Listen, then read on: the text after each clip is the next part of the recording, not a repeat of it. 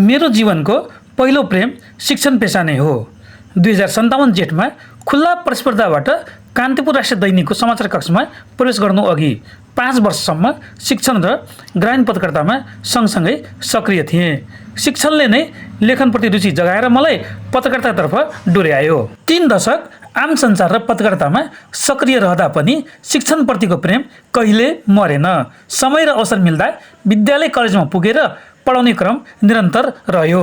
यसै क्रममा विराटनगरको ऐतिहासिक आदर्श विद्यालयले 15 वैशाख 2083 मा कक्षा 1 देखि 9 सम्म 405 सिटका लागि झन्डै 2400 विद्यार्थी सहभागी प्रवेश परीक्षामा पाहुना पर्यवेक्षकको रूपमा बोलाउँदा उत्साहका साथ सहभागी भए। यो अनुभवले परिवर्तित समयमा शिक्षकको कौशल, अभिभावकको अपेक्षा र बाल मनोविज्ञान बुझ्ने महत्त्वपूर्ण अवसर दियो।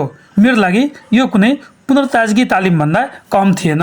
नतिजा प्रकाशनका दिन 17 वैशाखमा पनि विद्यालय पुगेर शिक्षक, अभिभावक र विद्यार्थीसँग भेटघाट गर्ने अवसर पाएँ।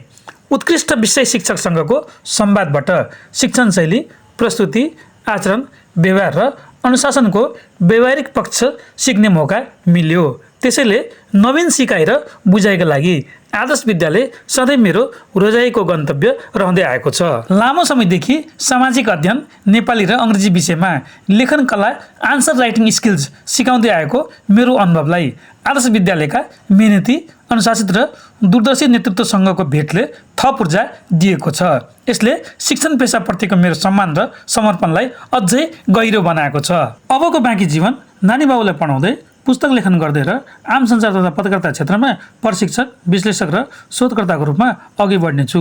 हजुरहरूबाट सधैँझै माया र भरोसाको अपेक्षा राखेको छु। माता सरस्वतीले हामीलाई बुद्धि र विवेक प्रदान गरून्।